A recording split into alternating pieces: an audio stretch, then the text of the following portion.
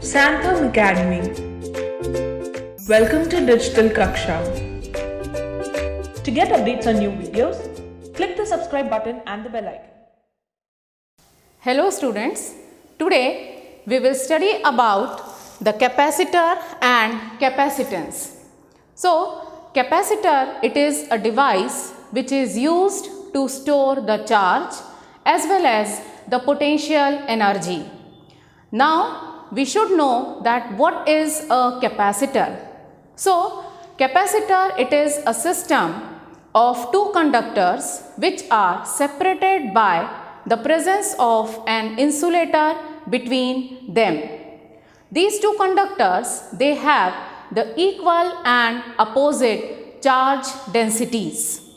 Now, here the types of the capacitor which we have to study in our syllabus, that is parallel plate capacitor. Apart from the parallel plate capacitor, there are spherical capacitors, cylindrical capacitors, but we will be studying in detail about the parallel plate capacitor. Let us understand that what is the symbol of the parallel plate capacitor. In the symbol, we have to draw these two parallel lines which are indicating the two conductors. As per the definition, these two conductors, they are containing the equal and opposite charge densities. So, let us say the charge density on the left plate of the capacitor or the left conductor is plus sigma, and the surface charge density on the right plate of the capacitor is minus sigma. So, here this is the symbol representing the capacitor. The medium which is present right now between the plates of the capacitor, that is air. Apart from air, the other insulators can also be inserted, which are technically termed as the dielectric. About that we will be studying later on in our video. In this capacitor, let us understand that what all are the physical quantities associated with it. Since here these are the plus and the minus surface charge densities, so there exists an electric field between the plates of the capacitor, and the direction of this electric field, it is directed from plus sigma to minus sigma. Certainly we are knowing that the electric field due to any charge or charge distribution is directly proportional to the charge. Because of the same reason, the another physical quantity, that is the potential or the potential difference, is existing between the plates of the capacitor, because here the positive charges and the negative charges, they are separated from each other. So, certainly there exists a potential difference between these two plates. The potential difference between these two plates is also directly proportional to the charge. So, we can say that the two physical quantities, potential and the charge, they are directly proportional to each other.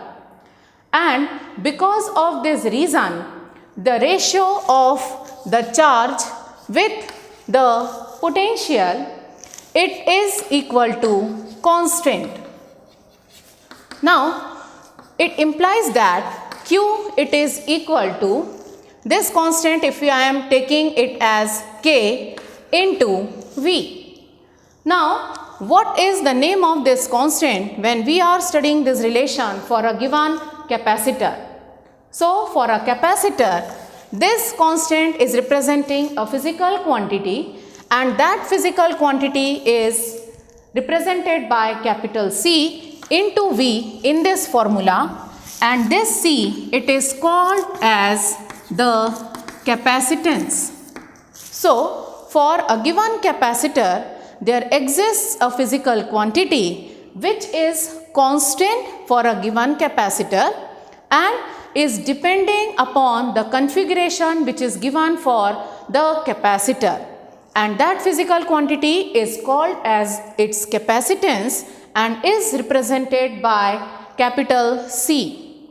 So this way, here we are getting the relationship between the three physical quantities in this formula, where Q is the charge, C is the capacitance, and V is the potential difference between the plates of the capacitor. The SI unit for the capacitance is farad, which is represented by capital F. In order to get the definition of 1 farad, certainly from this formula, I will get the formula for C to be equal to Q upon V. So, if I want the value of C to be 1 farad, I have to substitute the charge to be 1 coulomb and the value of potential difference to be 1 volt. So, this relation will be helping us out to understand the definition of 1 farad capacitance. Let us come back to the symbol again. Here, this is the symbol for the parallel plate capacitor.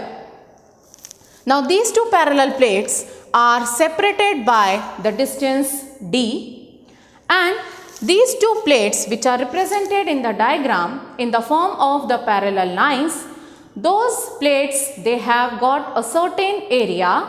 Let us take that area to be capital A. So, this capital A is representing the area of the plates of capacitor. So, for a given capacitor, what are the configurations given or known for that? One is the area of the plates of the capacitor, and the second is the distance between the plates of the capacitor. When we will be studying this symbol is giving us the idea of the capacitor with fixed or constant value of the capacitance. Whereas there are the capacitors with the variable values.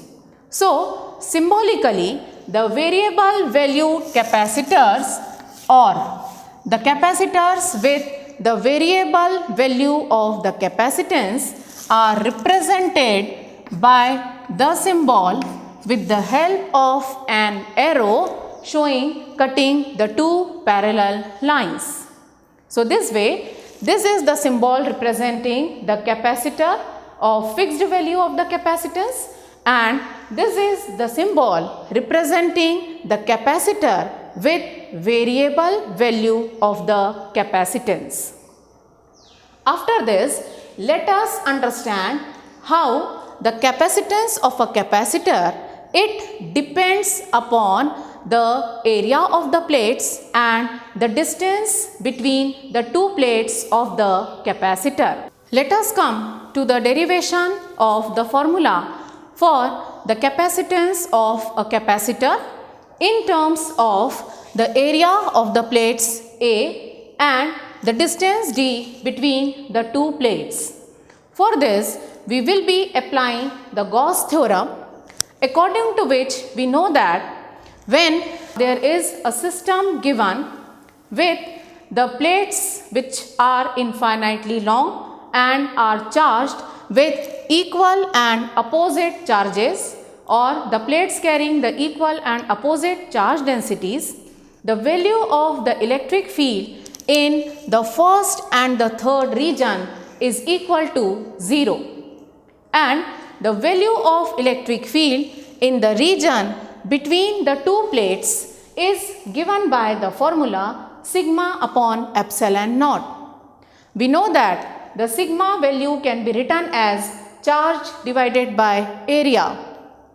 Further, we know the relationship between the electric field and the electric potential for a given system. So, V can be written as equal to E into D. When I substitute the value of E, it will be Q upon A epsilon naught into D. From this formula, I can write the formula for capacitance to be equal to Q upon V.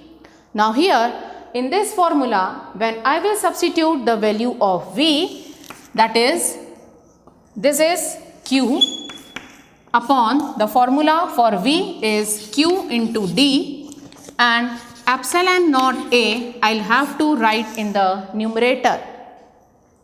In this case, the Q present in the numerator and denominator is getting cancelled out, and this way we are getting the formula for the capacitance C of a capacitor to be equal to epsilon naught A upon D.